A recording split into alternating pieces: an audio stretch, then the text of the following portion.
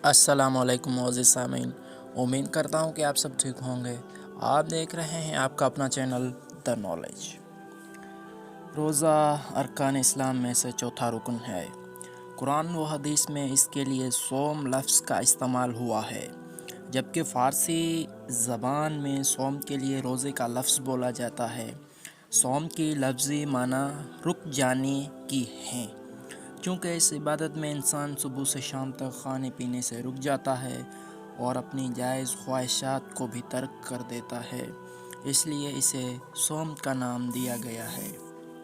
اسلامی عبادات میں روزے کو ایک خاص شان اور عظمت حاصل ہے اور اس کے بہت سے فضائل بیان کیے گئے ہیں۔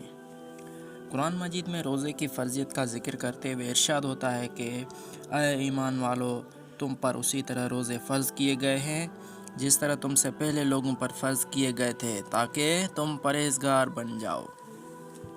جس طرح موسم بہار میں پھولوں اور سبزی کی کثرت ہو جاتی ہے اور ہر طرف ہریالی ہریالی نظر آتی ہے، اسی طرح رمضان میں بھی بندے کے لیے نیکیاں حاصل کرنا آسان ہو جاتا ہے۔ ایک حدیث میں یہی بات بیان فرمائی گئی ہے کہ جب رمضان آتا ہے تو جنت کے دروازے کھول دیے جاتے ہیں اور جہنم کے دروازے بند کیے جاتے ہیں اور شیاطین کو جکڑ دیا جاتا ہے۔ نبی پاک صلی اللہ علیہ وآلہ وسلم نے ارشاد فرمایا، جس شخص نے رمضان کے روزے ایمان احتساب کے ساتھ رکھے تو اس کے تمام سابقہ گناہ معاف کر دیے جاتے ہیں۔ روزے اور دیگر عبادات میں ایک خاص فرق ہے۔ نماز، زکوٰۃ اور حج کی ادائیگی میں لوگوں کی نظروں سے چھپنا ممکن نہیں ہوتا، مگر روزہ ایسی عبادت ہے کہ جس کے بارے میں روزے دار اور اللہ تعالیٰ کے سوا کسی دوسرے کو کچھ معلوم نہیں ہوتا۔ اگر روزے دار چاہے تو وہ چھپ کر کھا پی سکتا ہے، کسی کو اس کا علم نہیں ہوگا، مگر وہ صبر سے کام لیتا ہے اور اللہ تعالیٰ سے اجر کی امید رکھتا ہے۔ اس لیے نبی اکرم صلی اللہ علیہ وآلہ وسلم نے حدیث قدسی میں فرمایا، ابن آدم کا ہر عمل اس کے لیے کئی گنا بڑھایا جاتا ہے۔